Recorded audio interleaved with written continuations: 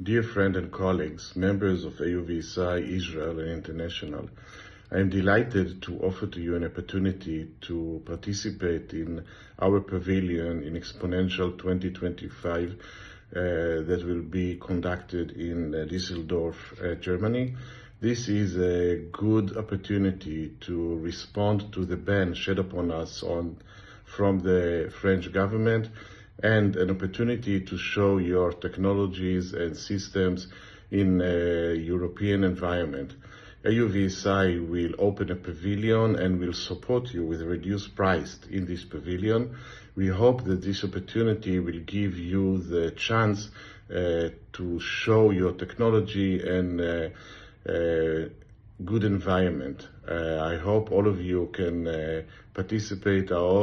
I hope many of you can come and join us in this unique event.